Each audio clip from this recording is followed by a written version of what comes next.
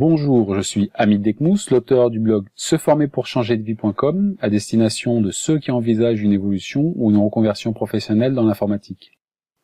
Dans ce nouvel épisode, qui est une suite de Oser la réorientation scolaire, nous intéresserons à la formation par alternance, à ses nombreux avantages, ses inconvénients et à l'intérêt que porte le monde de l'entreprise au système. Je conclurai ce podcast en retraçant les moments clés issus de ma propre expérience. Alors tout d'abord, quel est son principe? Ce système propose à tout étudiant d'alterner apprentissage professionnel dans une entreprise et cours théoriques dans un centre de formation. Celui-ci conclura avant tout un contrat qui le liera avec l'entreprise et le centre de formation. Il bénéficiera généralement du statut de stagiaire ou de salarié et percevra ou non un salaire calculé en fonction de son âge et de son niveau d'études. Côté rythme d'alternance, toutes les formules existent, 2 jours au centre de formation et 3 jours en entreprise, 1 semaine chez l'un, 2 semaines chez l'autre, etc. Donc, en résumé, l'apprenant poursuivra ses études tout en faisant ses premiers pas dans le monde de l'entreprise. Alors, quels sont les avantages d'un tel système? Comme je viens de le décrire, le premier avantage est le fait d'acquérir une expérience professionnelle en complément d'un enseignement théorique dispensé par le centre de formation. Vous aurez l'opportunité de mettre en pratique un certain nombre de concepts et côtoierez des salariés expérimentés. Deuxième avantage, vous êtes immédiatement plongé dans l'univers professionnel, celui qui deviendra très vite votre quotidien. Troisième avantage, qui dit salarié dit salaire. Celui-ci vous aidera sûrement à financer une partie de votre scolarité. Quatrième gros avantage, à la sortie de votre formation, comparé à un étudiant qui, lui, aura suivi un cursus scolaire classique, vous justifierez d'une réelle première expérience professionnelle. L'entreprise vous proposera peut-être même un contrat à durée indéterminée, un CDI par exemple. Alors, quels sont ces inconvénients?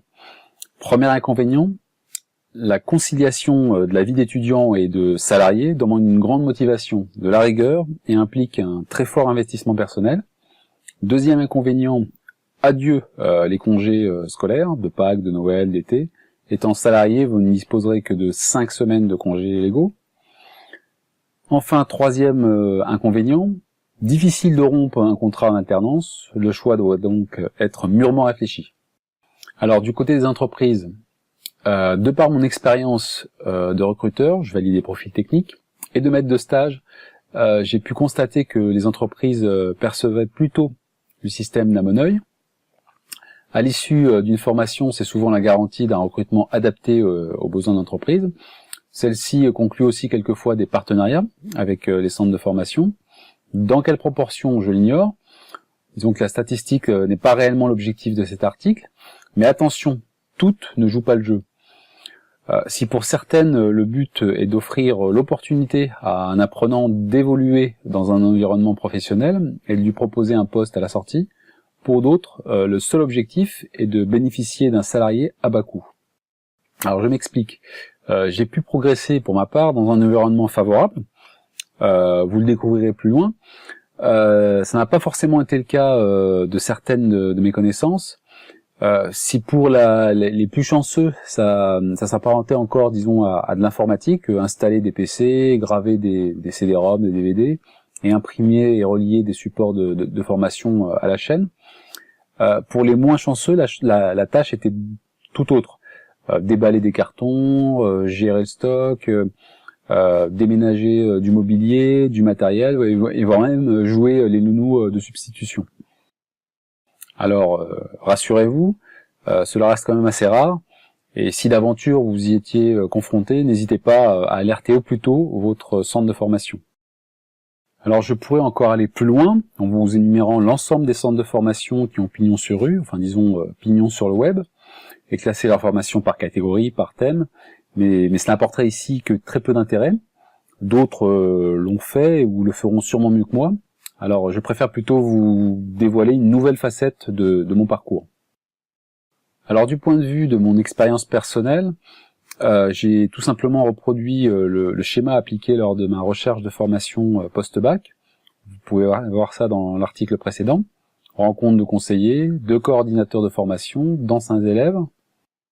Alors vu qu'Internet était encore embryonnaire à l'époque, j'ai dû prendre mon bâton de pèlerin et partir un peu à l'aventure. La tâche serait bien sûr tout autre aujourd'hui. Une fois mon choix arrêté sur une année de spécialisation, 1 année et demie pour être exact, dans la programmation, les systèmes d'exploitation, les bases de données et les réseaux, la deuxième étape du processus consistait à trouver une entreprise qui serait prête à me faire confiance. Il a donc fallu passer par une embauche tout à fait classique d'un étudiant en alternance en contrat à durée déterminée, il est vrai, mais un salarié comme un autre. Je n'ai donc pas échappé au rituel de la rédaction du CV et de la lettre de motivation, et bien évidemment à la préparation d'entretien avec mes futurs employeurs. À cette époque, ma seule expérience était mon mois de stage lié à ma première année de BTS en informatique, donc beaucoup d'appréhension à chaque entretien. Après 4 entretiens donc, dont 2 avec un retour positif, j'ai sélectionné l'entreprise que je jugeais être la plus apte à répondre à mes attentes, celle dans laquelle je pourrais mettre en application mes 2 années de BTS. Il s'en est suivi toute la phase administrative évoquée plus haut, la signature du contrat entre le centre de formation, l'entreprise et moi. Me voilà donc parti pour plus d'1 an au rythme d'1 semaine de cours suivi de 2 semaines en entreprise, loin de mon insouciance d'étudiant et mes congés scolaires d'antan. L'entreprise dans laquelle j'évoluais développait des logiciels et vendait du matériel informatique qui s'adressait aux pharmaciens et médecins. Les logiciels offraient de la gestion de dossiers clients, de la gestion de caisse et de stock. Le matériel, lui, était assez commun, ordinateur, imprimante. Mon rôle, et non des moindres, dans cette société de moins de 10 personnes, consistait à développer certains modules, à valider ceux de collègues, à installer du matériel, les logiciels, et à former les clients. Alors ce fut une expérience très enrichissante, aussi bien du point de vue technique qu'humainement, mais chose très importante, je savais que la programmation n'était pas faite pour moi, d'où mon choix judicieux de formation multidomaine au cas où. Il fallait donc maintenant trouver un moyen de retirer cette étiquette, celle de programmeur. Difficile dans un premier temps de convaincre un employeur avec aussi peu d'expérience.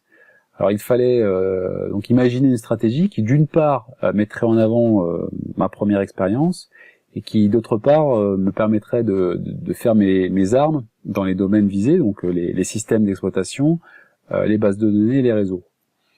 La solution du moment qui me semblait être la plus adaptée était de passer par une agence d'intérim. J'espérais qu'elle me trouve la mission. Je vous en dirai davantage dans le prochain épisode. Alors en attendant, laissez-moi un commentaire ou envoyez-moi un mail à hamid.dekmous@seformerpourchangerdevie.com et racontez-moi vos propres expériences, parlez-moi de vos futurs projets et de vos difficultés. Je vous répondrai avec plaisir. Maintenant, c'est à vous, je vous dis à très bientôt.